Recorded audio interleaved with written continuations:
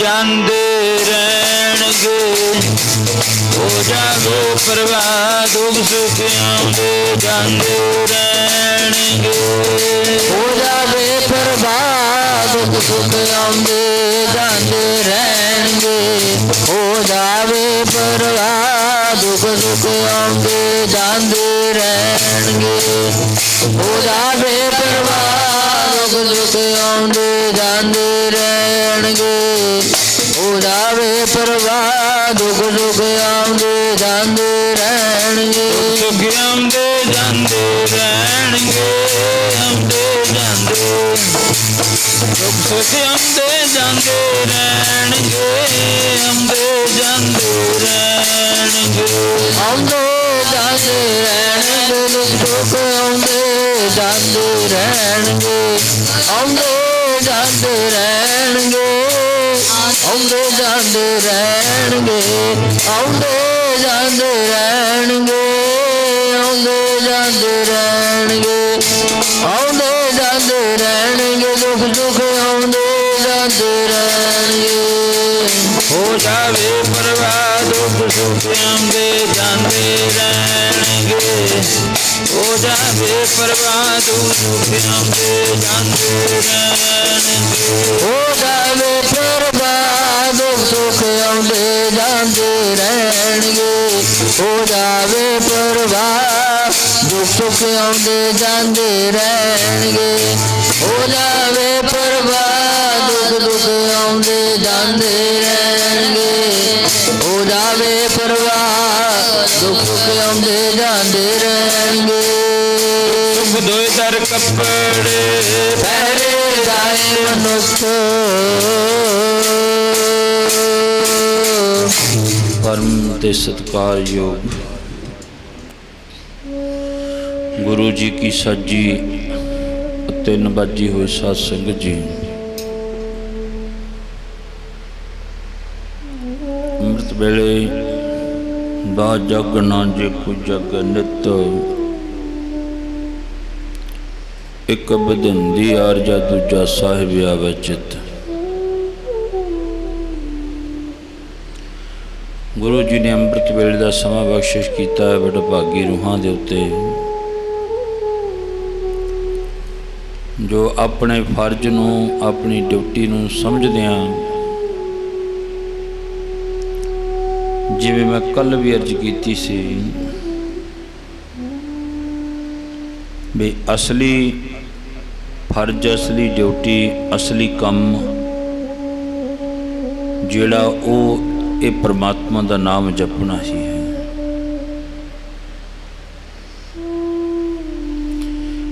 ਅੱਜ ਚਿੜੀ ਪਰੰਦੇ ਜਿਤਨੇ ਵੀ ਜਾਨਵਰ ਉਹ ਵੀ ਨਾਮ ਪਰਮਾਤਮਾ ਦਾ ਲੈਂਦੇ ਆ ਅੰਮ੍ਰਿਤ ਵੇਲੇ। ਮਨੁੱਖ ਨੂੰ ਉਹਨਾਂ ਤੋਂ ਸੋਝੀ ਲੈ ਲੈਣੀ ਚਾਹੀਦੀ ਹੈ। ਭਗਤ ਕਬੀਰ ਜੀ ਕਹਿੰਦੇ ਮੈਂ ਉਹਨਾਂ ਤੋਂ ਬਲਿਹਾਰੀ ਜਾਨਾ, ਹਾਂ ਬਲਿਹਾਰੀ ਤਿੰਨ ਪੰਖੀਆਂ ਜੰਗਲ ਜਿਨ੍ਹਾਂ ਬਾਸ। ਬਾਬਾ ਫਰੀਦ ਜੀ ਕਹਿੰਦੇ ਮੈਂ ਉਹਨਾਂ ਉੱਡਣ ਵਾਲੇ ਪੰਛੀ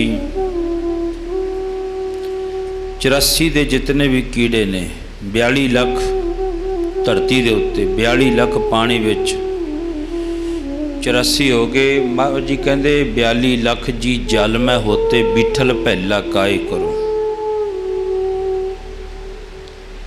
ਕਹਿੰਦੇ 42 ਲੱਖ ਪਾਣੀ ਉੱਤੇ, ਪਾਣੀ ਦੇ ਵਿੱਚ, ਤੇ 42 ਲੱਖ ਧਰਤੀ ਦੇ ਉੱਤੇ, 84 ਲੱਖ ਜੀਵ ਹੋ ਗਿਆ। ਬਾਬਾ ਫਰੀਦ ਜੀ ਕਹਿੰਦੇ ਮੈਂ ਉਹਨਾਂ ਨੂੰ ਦੇਖ ਕੇ ਉਹਨਾਂ ਤੋਂ ਬਲਿਹਾਰੀ ਜਾਨਾ। ਤੁਸੀਂ ਤੁਹਾਨੂੰ ਭਾਵੇਂ ਤੁਹਾਨੂੰ ਜਿਉਨੀ ਜਿਹੜੀ ਨਖਿੱਤ ਮਿਲ ਗਈ ਜ਼ਰੂਰ, ਪਰ ਤੁਹਾਡੇ ਵੱਡੇ ਭਾਗ ਹਨ।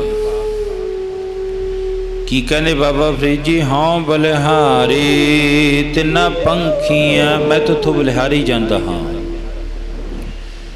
ਜਾਨਵਰਾਂ ਨੇ ਪੁੱਛਿਆ ਸਾਡੇ ਕੋਲ ਘਰ ਨਹੀਂ ਰਹਿਣ ਵਾਸਤੇ, ਪਾਉਣ ਵਾਸਤੇ ਕੱਪੜੇ ਨਹੀਂ, ਕੋਈ ਮਾੜਾ ਮੋਟਾ ਕਿਸੇ ਨੇ ਕੁਛ ਪਾਤਾ ਜਾਂ ਠੀਕ ਹੈ, ਅਸੀਂ ਤਾਂ ਦਰਖਤ ਉੱਤੇ ਬੈਠ ਕੇ ਰਾਤ ਕੱਢੀ ਅਗਲੇ ਦਰਖਤ ਉੱਤੇ ਚਲੇ ਜਾਂਦੇ। ਬਾਬਾ ਜੀ ਕਹਿੰਦੇ ਚੰਗੇ ਹੋ ਫਿਰ ਵੀ ਸਾਡੇ ਨਾਲੋਂ। ਅਗਲੀ ਪੰਕਤੀ ਵਿੱਚ ਜਵਾਬ ਦਿੱਤਾ ਬਾਬਾ ਫਰੀਦ ਜੀ ਕਹਿੰਦੇ ਕੰਕਰ ਚੁਗਣ ਥਲ ਬਸਨ ਰੱਬ ਨਾ ਛੋਡਣ ਪਾਸ। ਘਰ-ਬਾਰ ਨਹੀਂ ਹੈ ਉਹਨਾਂ ਕੋਲੇ। ਕੰਕਰ ਤੋਂ ਭਾਵ ਰੋੜ ਚੁੱਕਦੇ ਨੇ, ਰੋੜ ਚੁੱਕ ਕੇ ਖਾ ਕੇ ਆਪਣਾ ਗੁਜ਼ਾਰਾ ਕਰ ਲੈਂਦੇ ਨੇ। ਕੰਕਰ ਚੁਗਣ ਥਲ ਵਸਣ, ਬਾਹਰ ਵਸਣਾ ਉਹਨਾਂ ਨੇ, ਥਲਾਂ ਦੇ ਵਿੱਚ ਵਸਣਾ, ਦਰਖਤ ਉੱਤੇ ਵਸਣਾ। ਦੇਖੋ ਇੰਨਾ ਕੁ ਮੋਹ ਹੈ, ਅਸੀਂ ਤਾਂ ਮੋਹ ਦੇ ਚੱਕਰ ਵਿੱਚ ਬਾਹਲੇ ਫਸੇ ਹਾਂ। ਇੰਨਾ ਕੁ ਮੋਹ ਹੈ ਜਿਹੜਾ ਉਹ ਪੰਛੀਆਂ ਨੂੰ ਦਰਖਤ ਦੇ ਉੱਤੇ 4-5 ਡੱਕੇ ਜੇ ਛੋਟੇ ਛੋਟੇ ਧਰ ਕੇ ਉੱਥੇ ਹੀ ਆਪਣੇ ਬੱਚੇ ਉਹਨਾਂ ਨੇ ਦਿੱਤੇ, ਤੇ ਛੋਟੇ ਛੋਟੇ ਬੱਚੇ ਜਦੋਂ ਡਾਰ ਹੋਏ ਉਹ ਜਿਹੜਾ ਆਲ੍ਹਣਾ ਛੱਡ ਕੇ ਭੱਜ ਜਾਂਦੇ ਨੇ, ਉਹਦੇ ਨਾਲ ਪ੍ਰੇਮ ਨਹੀਂ ਕਰਦੇ। ਮਾਂ ਜੀ ਕਹਿੰਦੇ ਇੱਕ ਰਾਤ ਇੱਕ ਦਰਖਤ ਉੱਤੇ ਕੱਟ ਕੇ ਅਗਲੀ ਰਾਤ ਅਗਲੇ ਦਰਖਤ ਉੱਤੇ। ਕਹਿੰਦੇ ਦੇਖੋ ਮੋਹ ਮਮਤਾ ਵਿੱਚ ਨਹੀਂ ਹੈ ਤੇ ਨਾ ਕੁਝ ਉਹਨਾਂ ਦੇ ਪੱਲੇ ਹੈ। ਬਈ 100 ਰੁਪਈਆ, 1000, 2000, 5000, 10 ਲੱਖ, 20 ਲੱਖ, ਕਰੋੜ ਰੁਪਈਆ ਵੀ ਉਹਨਾਂ ਦਾ ਕਿਸੇ ਬੈਂਕ ਵਿੱਚ ਕੋਈ ਅਕਾਊਂਟ ਚੱਲਦਾ ਹੈ, ਜਾਂ ਉਹਨਾਂ ਦੇ ਕੋਈ ਝੁੱਗਾ ਪਾਇਆ ਉਹਨੂੰ ਜੇਬ ਲੱਗੀ ਉਹਦੇ ਵਿੱਚ ਪੈਸੇ ਨੇ, ਨਹੀਂ, ਪਰ ਫਿਰ ਵੀ ਸੁਖੀ ਬਹੁਤ ਨੇ। ਬਾਬਾ ਜੀ ਕਹਿੰਦੇ ਸੁਖੀ ਇੰਨੇ ਕੁ ਨੇ, ਮਨੁੱਖ ਇੰਨਾ ਕੁਝ ਪਾ ਕੇ ਵੀ ਉਸ ਪਰਮਾਤਮਾ ਨੂੰ ਭੁੱਲਿਆ ਬੈਠਾ, ਤੇ ਜਾਨਵਰ ਕੁਛ ਵੀ ਪ੍ਰਾਪਤ ਕਰਕੇ ਨਹੀਂ ਫਿਰ ਵੀ ਰੱਬ ਨੂੰ ਪਾਈ ਬੈਠੇ ਨੇ। ਹਉ ਬਲਿਹਾਰੀ ਤਿੰਨ ਪੰਖੀਆਂ, ਜੰਗਲ ਜਿੰਨਾ ਵਾਸ, ਕੰਕਰ ਚੁਗਣ ਥਲ ਵਸਨ, ਰੱਬ ਨਾ ਛੋੜਨ ਪਾ, ਫਿਰ ਵੀ ਪਰਮਾਤਮਾ ਨੂੰ ਛੱਡਦੇ ਨਹੀਂ ਹੈ, ਜਪਦੇ ਨੇ ਉਹ ਅੰਮ੍ਰਿਤ ਵੇਲੇ। ਅੰਮ੍ਰਿਤ ਵੇਲੇ ਦੇਖਿਓ ਤੁਸੀਂ ਕਈ ਦਰਖਤਾਂ ਦੇ ਉੱਤੇ ਜਾਨਵਰਾਂ ਦੇ ਝੁੰਡ ਬੈਠੇ ਹੁੰਦੇ ਨੇ, ਉਹ ਚਰਚਰਾਹਟ ਲਾਉਂਦੇ ਨੇ ਅੰਮ੍ਰਿਤ ਵੇਲੇ।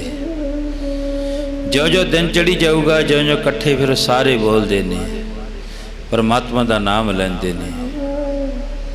ਮਹਾਰਾਜ ਜੀ ਕਹਿੰਦੇ ਆ ਮਨੁੱਖ ਆਪਣੇ ਫਰਜ਼ ਨੂੰ ਫਰਜ਼ ਸਮਝ ਕੇ ਪਰਮਾਤਮਾ ਦਾ ਨਾਮ ਜਪਦੇ ਨੇ, ਤੇ ਮਨੁੱਖ ਕੀ ਕਰਦਾ ਹੈ? ਦਾਤ ਪਿਆਰੀ ਵਿਸਰਿਆ ਦਾਤਾਰਾ, ਜਾਣੈ ਨਾਹੀ ਮਰਨ ਵਿਚਾਰਾ, ਵਸਤ ਭਰਾਈ ਕੋਠ ਰੋਵੈ, ਕਰਮ ਧਰਮ ਸਗਲਾਈ ਖੋਵੈ। ਦਾਤ ਪਿਆਰੀ, ਮਹਾਰਾਜ ਜੀ ਕਹਿੰਦੇ ਦਾਤ ਨੂੰ ਅੱਗੇ ਰੱਖ ਲਿਆ ਮਨੁੱਖ ਨੇ, ਦੇਣ ਵਾਲੇ ਨੂੰ ਭੁੱਲ ਗਿਆ। ਦੁਕਾਨ ਤੇ ਪਿਆ ਸਮਾਨ, ਸਮਾਨ ਦੇ ਨਾਲ ਮਨੁੱਖ ਜੁੜ ਗਿਆ, ਪਰ ਦੁਕਾਨਦਾਰ ਤੇ ਬੈਠੇ ਉਸ ਦੁਕਾਨਦਾਰ ਦੇ ਨਾਲ ਨਹੀਂ ਜੁੜਿਆ ਹੈ। ਜਿਹਦਾ ਸਮਾਨ ਹੈ ਇੰਨਾ, ਜਿਹਨੇ ਦੁਕਾਨ ਭਰ ਕੇ ਰੱਖੀ ਹੈ, ਉਹਦੇ ਨਾਲ ਨਹੀਂ ਮਨੁੱਖ ਜੁੜਿਆ। ਤੇ ਇੱਕ ਸਮਾਨ ਦੇਖ ਲਿਆ, ਬੋਰੀ ਭਰੀ ਪਈ ਆਟੇ ਦੀ, ਖੰਡ ਦੀ, ਦਾਲਾਂ ਦੀ, ਉਸ ਨੂੰ ਦੇਖ ਕੇ ਉੱਥੇ ਹੀ ਰੁੱਝ ਗਿਆ। ਮਹਾਰਾਜ ਜੀ ਕਹਿੰਦੇ ਜੇ ਉਸ ਮਾਲਕ ਕੋਲੇ ਜਾਂਦਾ ਤੇ ਮਾਲਕ ਨੂੰ ਜਾ ਕੇ ਫਿਰ ਪੁੱਛਦਾ ਰੇਟ, ਫਿਰ ਉਹ ਸਮਾਨ ਦੇ ਦਿੰਦਾ। ਇਸੇ ਤਰ੍ਹਾਂ ਮਾਲਕ ਦੀ ਦਿੱਤੀ ਹੋਈ ਦਾਤ ਦੇ ਨਾਲ ਜੁੜ ਗਏ, ਪਰ ਪਰਮਾਤਮਾ ਨੂੰ ਭੁੱਲ ਗਏ। ਆਓ ਗੁਰੂ ਅਰਜਨ ਦੇਵ ਮਹਾਰਾਜ ਸੱਚੇ ਪਾਤਸ਼ਾਹ ਜੀ, ਸ਼੍ਰੀ ਗੁਰੂ ਅਮਰਦਾਸ, ਸ਼੍ਰੀ ਗੁਰੂ ਰਾਮਦਾਸ, ਗੁਰੂ ਨਾਨਕ ਦੀ ਜੋਤ 10 ਗੁਰਾਂ 10 ਮਹਿਲਾਂ ਤਿੱਕਰ ਜਿਹੜੀ ਉਹ ਚੱਲਦੀ ਰਹੀ, ਅੱਗੇ ਮਹਿਲ ਵੱਲਦੀ ਗਈ, ਮਹਿਲ ਦੂਜਾ, ਮਹਿਲ ਤੀਜਾ, ਮਹਿਲ ਚੌਥਾ। ਇਸ ਤਰ੍ਹਾਂ ਗੁਰੂ ਨਾਨਕ ਦੀ ਜੋਤ 10ਵੀਂ ਜੋਤ ਤਿੱਕਰ ਗਈ। ਫਿਰ ਉਹ ਜੋਤ ਕਿਤੇ ਗਈ ਨਹੀਂ, ਫਿਰ 10 ਗੁਰਾਂ ਦੀ ਆਤਮਿਕ ਜੋਤ ਸਭ ਸ਼੍ਰੀ ਗੁਰੂ ਗ੍ਰੰਥ ਸਾਹਿਬ ਮਹਾਰਾਜ ਦੇ ਵਿੱਚ ਪ੍ਰਕਾਸ਼ ਸਵਾਈਮਨ ਹੋ ਗਈ। ਅੱਜ ਤੀਸਰੇ ਗੁਰੂ ਅਮਰਦਾਸ ਮਹਾਰਾਜ ਜੀ ਕਹਿੰਦੇ ਬਣਾਓ ਥੜੇ। ਬਣਾਏ ਦੂਜੇ ਦਿਨ ਮਹਾਰਾਜ ਕਹਿੰਦੇ ਢਾ ਦਿਓ ਜਾ ਕੇ, ਬਣੇ ਨਹੀਂ ਵਧੀਆ। ਭਾਈ ਜੇਠਾ ਜੀ ਕਹਿਣ ਲੱਗੇ ਚਲੋ ਜਿਵੇਂ ਤੁਹਾਡੀ ਮਰਜ਼ੀ ਹੈ। ਭਾਈ ਰਾਮਾ ਜੀ ਕੋਲੇ ਗਏ, ਜਾ ਕੇ ਕਹਿਣ ਲੱਗੇ ਉਹ ਥੜੇ ਵਧੀਆ ਨਹੀਂ ਬਣਾਏ, ਐਂ ਕਿਹਾ ਸੀ ਤੈਨੂੰ ਮੈਂ, ਇੱਧਰੋਂ ਕਿਵੇਂ ਬਣਾਤਾ, ਇੱਧਰੋਂ ਕਿਵੇਂ ਬਣਾਤਾ, ਇੱਧਰੋਂ ਉੱਚਾ ਕਰਤਾ, ਇੱਧਰੋਂ ਨੀਵਾਂ ਕਰਤਾ, ਥੜਾ ਠੀਕ ਸੀ ਪਰ ਦੇਖਦੇ ਸੀ ਅੰਦਰ ਕਿੰਨੀ ਕੁ ਭਾਵਨਾ ਹੈ। ਤੀਜਾ ਦਿਨ ਸੀ ਅੱਜ, ਚੱਕਿਆ ਬੱਠਲ, ਚੱਕੀ ਕਰਨੀ, ਤੇਸੀ ਉਹ ਮਾਰੀ ਭਗਾ ਕੇ, ਹੋਰ ਕਿਸੇ ਤੋਂ ਬਣਾ ਲਓ ਜਿਹੜਾ ਵਧੀਆ ਬਣਾ ਲੂਗਾ। ਮੈਂ ਸਾਰਾ ਜ਼ੋਰ ਲਾ ਕੇ ਇੰਨਾ ਵਧੀਆ ਥੜਾ ਬਣਾਇਆ, ਤੁਸੀਂ 3 ਦਿਨ ਹੋ ਗਏ ਨੁਕਸ ਕੱਢਦਿਆਂ ਨੂੰ, ਕਿਉਂਕਿ ਹੁਣ ਤੁਹਾਡੀ ਉਮਰ ਜਿਹੜੀ ਹੈ ਨਾ ਉਹ 80-85 ਸਾਲ ਦੀ ਹੋ ਗਈ। 60 ਕੇ ਵਡੇਪਾ ਵੈ 70 ਕਾ ਮਤਹੀਣ 80 ਕਾ ਵਿਵਹਾਰ ਨਾ ਪਾਵੇ, ਕੁਛ ਬੋਲਦਾ ਹੈ ਭਾਈ ਰਾਮਾ ਜੀ। ਭਾਈ ਜੇਠਾ ਜੀ ਕੋਲ ਜਾ ਕੇ ਵੀ ਇਹੀ ਗੱਲ ਆਖੀ। ਉਹ ਐਂ ਕਿਹਾ ਸੀ ਤੈਨੂੰ ਥੜਾ ਬਣਾਉਣ ਨੂੰ, ਸੱਚੇ ਪਾਤਸ਼ਾਹ ਮੈਂ ਅਲਪੱਗ ਜੀਵ ਹਾਂ। ਚੱਲਣਾ ਤੇ ਡਿੱਗ ਪਿਆ। ਭਾਈ ਜੇਠਾ ਜੀ, ਸੱਚੇ ਪਾਤਸ਼ਾਹ ਤੁਸੀਂ ਕਿਰਪਾ ਕਰ ਦਿਓ। ਮੇਰੇ ਨਹੀਂ ਦਿਮਾਗ ਵਿੱਚ ਆਉਂਦੀ ਗੱਲ। ਮੈਂ ਇੱਕ ਅਲਪੱਗ ਜੀਵ ਹਾਂ, ਤੂੰ ਸਰਬੱਗ ਜੀਵ ਹੈ। ਅਸੀਂ ਤਾਂ ਤੇਰੇ ਚਰਨਾਂ ਦੇ ਸੇਵਕ ਹਾਂ, ਤੇਰੇ ਚਰਨਾਂ ਦੇ ਭੌਰੇ ਹਾਂ। ਸੱਚੇ ਪਾਤਸ਼ਾਹ ਤੁਸੀਂ ਆਪ ਕਿਰਪਾ ਕਰ ਦਿਓ। ਸੰਗਤ ਬੜੀ ਖੜੀ ਹੈ। ਭਾਈ ਰਾਮਾ ਜੀ ਵੀ ਕੋਲੇ ਖੜੇ ਨੇ, ਭਾਈ ਜੇਠਾ ਜੀ ਵੀ ਕੋਲੇ ਖੜੇ ਨੇ। ਭਾਈ ਜੇਠੇ ਨੂੰ ਬੁੱਕਲ ਵਿੱਚ ਲੈ ਲਿਆਓ। ਮੈਂ ਕੀ ਲੈਣਾ ਥੜਿਆਂ ਤੋਂ, ਮੇਰਾ ਤਾਂ ਹੁਣ ਸਾਰਾ ਕੁਝ ਬੀਤਿਆ ਪਿਆ। ਮੈਂ ਤਾਂ ਥੱਲੇ ਬੋਰੀ ਵਿਛਾ ਕੇ ਬਹਿ ਜਾ ਤਾਂ ਬਹਿ ਜਾ, ਮੈਂ ਕੀ ਲੈਣਾ ਥੜਿਆਂ ਤੋਂ। ਮੈਂ ਤਾਂ ਭਾਈ ਰਾਮਿਆ, ਭਾਈ ਜੇਠਿਆ, ਉਹ ਇਹ ਦੇਖਦਾ ਸੀ ਤੁਹਾਡੇ ਹਿਰਦੇ ਵਿੱਚ ਬੈਠਣ ਵਾਸਤੇ ਮੇਰੇ ਵਾਸਤੇ ਕਿੰਨੀ ਕੁ ਜਗ੍ਹਾ ਹੈ। ਮੈਂ ਤਾਂ ਇਸ ਤਰ੍ਹਾਂ ਦੇਖਦਾ ਸੀ ਤੁਹਾਡੇ ਹਿਰਦੇ ਵਿੱਚ ਮੇਰੇ ਬੈਠਣ ਵਾਸਤੇ ਥੜਾ ਬਣਿਆ ਕਿ ਨਹੀਂ ਬਣਿਆ। ਭਾਈ ਰਾਮਾ ਜੀ ਨੇ ਤਾਂ ਦੱਸ ਹੀ ਦਿੱਤਾ। ਬੱਠਲ ਵੀ, ਕਈ ਵੀ, ਜਿਹੜਾ ਉਹ ਕਰਨੀ ਵੀ, ਤੇਸੀ ਵੀ, ਸਭ ਕੁਝ ਗਿਆ। ਭਾਈ ਜੇਠਿਆ ਤੇਰੇ ਅੰਦਰ ਬੈਠਣ ਵਾਸਤੇ ਮੇਰਾ ਥੜਾ ਤਿਆਰ ਹੈ। ਬਸ ਫਿਰ ਬੁਲਾ ਲਿਆ ਸਿੱਖਾਂ ਨੂੰ, ਸਾਰਿਆਂ ਨੂੰ। ਗੁਰੂ ਅਮਰਦਾਸ ਮਹਾਰਾਜ ਜੀ ਨੇ ਲਿਆਓ ਭਾਈ ਜੇਠਾ ਜੀ ਦਾ ਇਸ਼ਨਾਨ ਕਰਾਓ, ਸ਼ੁੱਧ ਜਾਂ ਨਵੀਨ ਵਸਤਰ ਪਹਿਰ ਕੇ ਆਓ। ਸ਼ੁੱਧ ਧੋਤੇ ਹੋਏ, ਨਵੀਨ ਨਵੇਂ ਵੀ ਨਵੇਂ ਵਸਤਰ ਸਿਉਂ ਕੇ ਭਾਈ ਜੇਠਾ ਜੀ ਦੇ ਗਲ ਵਿੱਚ ਚਿੱਟੇ ਰੰਗ ਦੇ ਪਾ ਲਿਆਓ ਤੇ ਲਿਆਓ। ਫਿਰ ਉਹਨਾਂ ਨੂੰ ਛੇਤੀ ਤਿਆਰ ਕਰਕੇ ਲਿਆਂਦਾ ਗਿਆ। ਆਪਣੇ ਉਸ ਤਖਤ ਉੱਤੇ ਬਿਠਾ ਦਿੱਤਾ ਭਾਈ ਜੇਠਾ ਜੀ ਨੂੰ। ਬੁੱਢੇ ਬਾਬੇ ਅਮਰਦਾਸ ਨੇ 5 ਪੈਸੇ ਤੇ ਇੱਕ ਨਾਰੀਅਲ ਜਿਹਨੂੰ ਸ੍ਰੀ ਫਲ ਲਿਖਿਆ ਰਹਿਤਨਾਮੇ ਵਿੱਚ, ਸ੍ਰੀ ਫਲ ਧਰ ਕੇ ਬੁੱਢੇ ਬਾਬੇ ਅਮਰਦਾਸ ਨੇ 4 ਪ੍ਰਕਰਮਾਂ ਕਰੀਆਂ ਭਾਈ ਜੇਠਾ ਜੀ ਦੀਆਂ। 4 ਉੱਪਰ ਦੀ ਗੇੜਾ ਦੇ ਕੇ ਆਉਂਦੇ ਨੇ, ਮੱਥਾ ਟੇਕਦੇ ਨੇ। ਸੰਗਤ ਬਿਸਮਾਦ ਹੈ ਸਾਰੀ। ਫੇਰ ਗੇੜਾ ਦਿੰਦੇ ਨੇ, ਫੇਰ ਮੱਥਾ ਟੇਕ ਦਿੰਦੇ ਨੇ। 4 ਪ੍ਰਕਰਮਾਂ ਕਰਕੇ ਮੱਥਾ ਟੇਕ ਕੇ ਕਹਿ ਦਿੱਤਾ, ਅੱਜ ਤੋਂ ਮੇਰੇ ਵਾਲੀ ਜੋਤ ਜਿਹੜੀ ਗੁਰੂ ਨਾਨਕ ਦੀ ਹੈ ਉਹ ਤੇਰੇ ਵਿੱਚ ਚੱਲਦੀ ਹੈ। ਬੁੱਢੇ ਬਾਬੇ ਅਮਰਦਾਸ ਨੇ ਮੱਥਾ ਟੇਕ ਦਿੱਤਾ। ਭਾਈ ਜੇਠਾ ਜੀ ਉੱਚੀ ਉੱਚੀ ਰੋਂਦੇ ਨੇ, ਸੱਚੇ ਪਾਤਸ਼ਾਹ ਮੈਂ ਤਾਂ ਤੇਰੇ ਘਰ ਦਾ ਇੱਕ ਸੇਵਕ ਸੀ। ਹਮ ਕੂਕਰ ਤੇਰੇ ਦਰਬਾਰ, ਭਉ ਕਹਿ ਆਗੇ ਬਦਨ ਬਸਾਰ। ਸੱਚੇ ਪਾਤਸ਼ਾਹ ਇਹ ਕੀ ਕੀਤਾ? ਕਹਿੰਦੇ ਉੱਪਰ ਨੂੰ ਨਿਗਾਹ ਮਾਰ ਕੇ ਵੇਖੋ, 33 ਕਰੋੜ ਦੇਵੀ ਦੇਵਤਾ ਹੱਥ ਬੰਨੀ ਖੜਾ ਸੇਵਾ ਦੇ ਵਿੱਚ ਹੈ। ਤੇ ਗੁਰੂ ਨਾਨਕ ਦੀ ਚੌਥੀ ਗੱਦੀ ਦੇ ਮਾਲਕ ਬਣ ਗਏ ਭਾਈ ਜੇਠਾ ਜੀ। ਤੇ ਫਿਰ ਉੱਥੇ ਸ਼ਬਦ ਉਚਾਰਨ ਕਰਿਆ, ਹਮ ਕੀਰੇ ਕਿਰਮ ਸਤਿਗੁਰ ਸ਼ਰਣਾਈ, ਕਰ ਦਇਆ ਨਾਮ ਵਰਗਾ। ਸੱਚੇ ਪਾਤਸ਼ਾਹ ਮੈਂ ਤਾਂ ਰੁਲਦਾ ਫਿਰਦਾ ਸੀ ਤੇ ਤੁਹਾਡੇ ਚਰਨਾਂ ਵਿੱਚ ਆ ਕੇ ਮੈਨੂੰ ਤਾਂ ਰੁਲਦੇ ਫਿਰਦੇ ਨੂੰ ਗੁਰਾਂ ਨੇ ਚਰਨਾਂ ਦੇ ਨਾਲ ਲਾਇਆ। ਰੁਲਦੇ ਫਿਰਦੇ ਨੂੰ ਸਤਿਗੁਰ ਨੇ ਚਰਨਾਂ ਦੇ ਨਾਲ ਲਾਇਆ। ਮੈਨੂੰ ਰੁਲਦੇ ਫਿਰਦੇ ਨੂੰ ਗੁਰੂ ਨੇ ਚਰਨਾਂ ਦੇ ਨਾਲ ਲਾਇਆ। ਰੁਲਦੇ ਫਿਰਦੇ ਨੂੰ ਗੁਰੂ ਨੇ ਚਰਨਾਂ ਦੇ ਨਾਲ ਲਾਇਆ। ਰੁਲਦੇ ਫਿਰਦੇ ਨੂੰ ਗੁਰੂ ਨੇ ਚਰਨਾਂ ਦੇ ਨਾਲ ਲਾਇਆ। ਰੁਲਦੇ ਫਿਰਦੇ ਨੂੰ ਗੁਰੂ ਨੇ ਚਰਨਾਂ ਦੇ ਨਾਲ ਲਾਇਆ। ਬਸ ਚੌਥਾ ਗੁਰੂ ਨਾਨਕ ਗੱਦੀ ਉੱਤੇ ਸੁਭਾਇਮਾਨ ਕਰ ਦਿੱਤਾ ਤੇ ਕਹਿ ਦਿੱਤਾ, ਲੈ ਜਿਹੜਾ ਭਾਈ ਜੇਠਿਆ, ਲੈ ਜਦੋਂ ਤੂੰ ਗੁਰੂ ਨਾਨਕ ਦੀ ਗੱਦੀ ਦਾ ਵਾਰਿਸ ਹੈ। ਤੇ ਫਿਰ ਉਹਨਾਂ ਦਾ ਨਾਂ ਪਿਆ ਸ਼੍ਰੀ ਗੁਰੂ ਰਾਮਦਾਸ ਮਹਾਰਾਜ। ਫਿਰ ਕੁਝ ਕੁ ਸੇਵਾ ਤਾਂ ਜਿਹੜੇ ਹਰੀ ਦੇ ਮੰਦਰ ਦੀ ਬਾਬੇ ਅਮਰਦਾਸ ਨੇ ਕਰਾਈ ਤੇ ਕੁਝ ਕੁ ਸੇਵਾ ਫਿਰ ਗੁਰੂ ਰਾਮਦਾਸ ਮਹਾਰਾਜ ਨੇ ਉਸ ਸਰੋਵਰ ਦੀ ਕਰਾਈ। ਤੇ ਫਿਰ ਪੱਕਾ ਜਿਹੜੀਆਂ ਪੱਕੀਆਂ ਪੌੜੀਆਂ, ਪੱਕੀਆਂ ਇੱਟਾਂ ਲਾਈਆਂ, ਉਹ ਧੰਨ ਸ਼੍ਰੀ ਗੁਰੂ ਅਰਜਨ ਦੇਵ ਮਹਾਰਾਜ ਜੀ ਨੇ, ਜਿਨ੍ਹਾਂ ਨੇ ਸਾਈਂ ਮੀਆਂ ਮੀਰ ਤੋਂ ਉਸ ਹਰੀ ਦੇ ਮੰਦਰ ਦੀ ਨੀਂਹ ਪੱਥਰ ਰਖਾਇਆ। ਤੇ ਜਦੋਂ ਦੇਵਤਿਆਂ ਨੇ ਸਮੁੰਦਰ ਨੂੰ ਮਥਨ ਕੀਤਾ ਹੈ, ਜਿਹੜੇ ਉਹ ਦੈਂਤ ਸੀ ਉਹਨਾਂ ਨੂੰ ਨਾਲ ਲਾਇਆ। ਉਹਦੇ ਵਿੱਚੋਂ 14 ਰਤਨ ਨਿਕਲੇ, ਜੋ ਗੁਰਬਾਣੀ ਵਿੱਚ ਮਹਾਰਾਜ ਜੀ ਨੇ ਲਿਖਿਆ, 14 ਰਤਨ ਨਿਕਾਲੇ ਉਹਨ, 14 ਰਤਨ ਨਿਕਲੇ। ਜਿਹਦੇ ਵਿੱਚੋਂ ਸ਼ਰਾਬ ਵੀ ਨਿਕਲੀ, ਜਿਹਦੇ ਵਿੱਚੋਂ ਅੰਮ੍ਰਿਤ ਦਾ ਘੜਾ ਵੀ ਨਿਕਲਿਆ, ਕਾਮਧੇਨ ਗਊ ਨਿਕਲੀ। ਜਦੋਂ ਅੰਮ੍ਰਿਤ ਦਾ ਘੜਾ ਨਿਕਲਿਆ ਉਹ ਦੇਵਤਿਆਂ ਨੇ ਪਾਸੇ ਕਰ ਲਿਆ, ਸ਼ਰਾਬ ਦਾ ਘੜਾ ਨਿਕਲਿਆ, ਦੈਂਤਾਂ ਨੂੰ ਵਰਤਾ ਦਿੱਤਾ ਇਹਨਾਂ ਦੇ ਕਰਮਾਂ ਵਿੱਚ। ਫਿਰ ਕਿਸੇ ਨੇ ਚੁਗਲੀ ਕਰ ਦਿੱਤੀ, ਦੈਂਤਾਂ ਕੋਲੇ ਅੰਮ੍ਰਿਤ ਦਾ ਘੜਾ ਨਿਕਲਿਆ, ਉਹ ਦੇਵਤਿਆਂ ਨੇ ਲੁਕੋ ਕੇ ਰੱਖ ਲਿਆ, ਤੁਹਾਨੂੰ ਦਿੱਤਾ ਨਹੀਂ ਹੈ। ਦੇਵਤਿਆਂ ਤੋਂ ਦੈਂਤ ਖੋਹਣ ਲੱਗੇ, ਦੇਵਤੇ ਚੁੱਕ ਕੇ ਘੜਾ ਫਿਰ ਉਹ ਭੱਜ ਲਏ। ਫਿਰ ਰਸਤੇ ਵਿੱਚ 2-3 ਥਾਂ ਤੇ ਉਹ ਘੜਾ ਰੱਖਿਆ, ਜਿੱਥੇ ਅੱਜ ਇਲਾਹਾਬਾਦ, ਪ੍ਰਯਾਗਰਾਜ, ਹਰਿਦੁਆਰ ਚ ਚੌਥੀ ਫਿਰ ਥਾਂ ਸੀ ਜਿਹੜਾ ਘੜਾ ਜਾ ਕੇ, ਜਿੱਥੇ ਅੱਜ ਅੰਮ੍ਰਿਤਸਰ ਸਰੋਵਰ ਬਣਿਆ ਹੋਇਆ, ਉੱਥੇ ਘੜਾ ਧਰ ਕੇ ਉੱਤੇ ਮਿੱਟੀ ਪਾ ਦਿੱਤੀ। ਉਸ ਵਕਤ ਦੇਵਤਿਆਂ ਦਾ ਉਹ ਘੜਾ ਦੱਬਿਆ ਹੋਇਆ ਫਿਰ ਅੰਮ੍ਰਿਤ ਰੂਪ ਦੇ ਵਿੱਚ ਉਹ ਪ੍ਰਗਟ ਹੋਇਆ ਗੁਰੂ ਅਰਜਨ ਦੇਵ ਮਹਾਰਾਜ ਜੀ ਨੇ।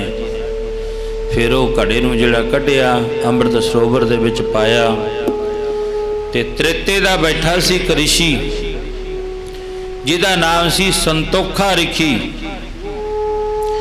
ਭਗਤੀ ਕਰਨ ਲੱਗਿਆ, ਇੱਕ ਮੱਟ ਬਣਾ ਕੇ ਉਹਦੇ ਵਿੱਚ ਬਹਿ ਗਿਆ। ਇੰਨਾ 100 ਸਾਲ ਤੋਂ ਉੱਪਰ ਲੰਘ ਗਿਆ, ਧੂੜ ਪਈ ਗਈ, ਉਹ ਸਾਰਾ ਜਿਹੜਾ ਸੀ ਨਾ ਮੱਠ ਥੱਲੇ ਦਬ ਗਿਆ। ਫਿਰ ਜਦੋਂ ਗੁਰੂ ਅਰਜਨ ਦੇਵ ਮਹਾਰਾਜ ਜੀ ਨੇ ਕਢਾਉਣਾ ਕੀਤਾ, ਉਹ ਰਿਸ਼ੀ ਸਰੋਵਰ ਪੱਟਿਆ ਗਿਆ, ਤੇ ਉੱਥੇ ਫਿਰ ਸ੍ਰੀ ਗੁਰੂ ਅਰਜਨ ਦੇਵ ਮਹਾਰਾਜ ਸੱਚੇ ਪਾਤਸ਼ਾਹ ਜੀ ਨੇ, ਸੰਗਤ ਨੇ ਆ ਕੇ ਆਖਿਆ, ਮਹਾਰਾਜ ਇੱਕ ਮੱਠ ਨਿਕਲਿਆ ਵਿੱਚੋਂ। ਕਹਿੰਦੇ ਹੌਲੀ ਹੌਲੀ ਮਿੱਟੀ ਆਲੇ ਦੁਆਲੇ ਪਰਾਂ ਕਰ ਦਿਓ। ਛੋਟਾ ਜਿਹਾ ਗੇਟ ਹੈ, ਵਿੱਚ ਦੇਖਿਆ ਰਿਸ਼ੀ ਬੈਠਾ ਹੈ। ਮਾਲਸਾਂ ਕੀਤੀਆਂ, ਕੱਢ ਕੇ ਵਿੱਚੋਂ ਹੋਸ਼ ਆਈ। ਰਿਸ਼ੀ ਨੇ ਇਹ ਨਹੀਂ ਪੁੱਛਿਆ ਅੱਜ ਦਿਨ ਕੀ ਹੈ, ਅੱਜ ਮਹੀਨਾ ਕਿਹੜਾ ਚੱਲਦਾ ਹੈ, ਅੱਜ ਸਾਲ ਕਿਹੜਾ ਚੱਲਦਾ ਹੈ, ਯੁੱਗ ਪੁੱਛਿਆ ਕਿਹੜਾ ਯੁੱਗ ਚੱਲਦਾ ਹੈ।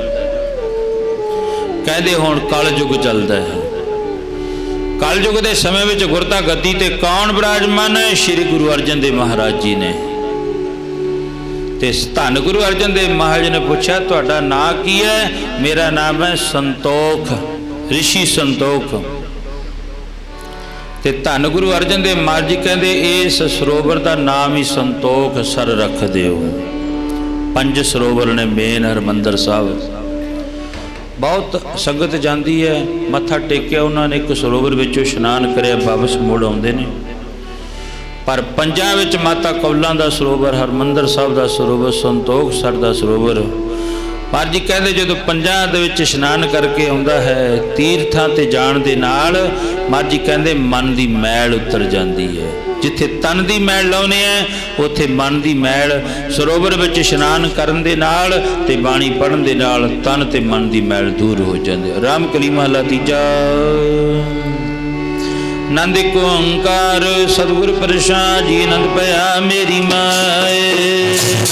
ਗੁਰੂ ਮੈਂ ਪਾਇਆ ਸਹਿਜ ਸੇਤੀ, ਮਨ ਵਜੀਆਂ ਬਧਾਈਆਂ। ਰਾਗ ਰਤਨ ਪਰਵਾਰ ਪ੍ਰਿਆ, ਸ਼ਬਦ ਗਾਵਣੇ ਆਈਆਂ।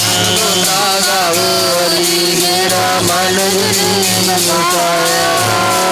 ਨਾਨਕ ਆਨੰਦ ਸਤਿਗੁਰੂ ਮੈਂ ਪਾਇਆ। ਮਨ ਮੇਰਿਆ ਤੂੰ ਸਦਾ ਰੋ ਨਾਲ ਰਹੋ ਤੂੰ ਮਨ ਮੇਰੇ, ਦੁਖ ਸਭ ਵਿਸਾਰਨਾ। ਕਾਰ ਕਰੇ ਤੇਰਾ ਕਾਰਜ ਸਭ ਸੁਭਾਰਨਾ। ਸਭਨਾ ਗੱਲਾਂ ਸਮਰੱਥ ਸੁਆਮੀ, ਸੋ ਕਮਨ ਵਿਸਾਰੇ। ਨਾਨਕ ਮਨ ਮੇਰੇ ਸਦਾ ਰੋ ਨਾਲ।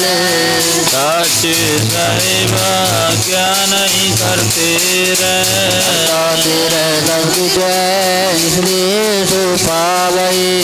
ਸਦਾ ਸਿਫਤ ਸਲਾਹ ਤੇਰੀ, ਨਾਮ ਮਨ ਵਸਾਵੇ। ਨਾਮ ਜਿਨ ਕੈ ਮਨ ਵਸਿਆ, ਵਾਜੇ ਸ਼ਬਦ ਕਨੇਰੀ। ਕਹਿ ਨਾਨਕ ਸੱਚੇ ਸਾਹਿਬ ਕਿਆ ਨਹੀਂ ਕਰਤੇ ਰਹਿ। ਸੱਚਾ ਨਾਮ ਮੇਰਾ ਆਧਾਰ, ਸਾਚ ਨਾਮ ਆਧਾਰ ਮੇਰਾ। ਜਿਨ ਭੁੱਖਾਂ ਸਭ ਵਾਈਆਂ। ਰਾਤ ਜੋ ਕਮਾਨੀ ਆਈ ਵਸਿਆ, ਜਿਨੀ ਇੱਛਾ ਸਭ ਜਾਈਆਂ। ਗੁਰੂ ਤੋ ਜਿਨੀਆਂ ਵਡਿਆਈਆਂ। ਕਹਿ ਨਾਨਕ ਨਾਨਕ ਸੁਣੋ ਸੰਤੋਖ ਸ਼ਬਦ ਕਰੋ ਪਿਆਰੋ ਸਾਚਾ ਨਾਮ ਮੇਰਾ ਆਧਾਰ ਵਾਜੇ ਪੰਜ ਸ਼ਬਦ ਤਿਤ ਘਰ ਸੁਭਾਗੈ ਪਰਸ ਬਾਗਾ ਸ਼ਬਦ ਬਾਜੇ ਕਲਾ ਜਿਤ ਕਰਤਾਰੀਆ ਬਾਜੇ ਤੇ ਕਾਲ ਕੰਟਕ ਮਾਰਿਆ ਤੁਧ ਕਰਮ ਪਾਇਆ ਤੁਝਨ ਕੋ ਸੇ ਨਾਮ ਹਰ ਕੈ ਲਾਗੇ ਕਹਿ ਨਾਨਕ ਤੈ ਸੁਖੋ ਆਦਿਤ ਕਾਰਿਆ ਨਾਦ ਵਾਜੇ ਆਨੰਦ ਸਨੋ ਬਟ ਭਾਗੀਓ ਸਗਲ ਮਨੋਰਥ ਪੂਰੇ ਆਨੰਦ ਪ੍ਰਭਾਇਆ ਉਤਰੇ ਸਗਲ ਪੂਰੇ ਦੁਖ ਰੋਗ ਸੰਤਾਪ ਕਰੇ ਸੁਣੀ ਸਚੀ ਬਾਣੀ ਸੰਤ ਸਾਧਨ ਪਏ ਰਥੇ ਪੂਰੇ ਗੁਰ ਤੇ ਜਾਣੀ ਸੁਣਤੇ ਬਨੀਦ ਕਹਤੇ ਬੁਧ ਰਤ ਗੁਰ ਪਰਪੂਰੇ ਨਾਨਕ ਗੁਰ ਚਰਨ ਲਾਗੇ ਬਾਜੇ ਅਨਹਦ ਪੂਰੇ।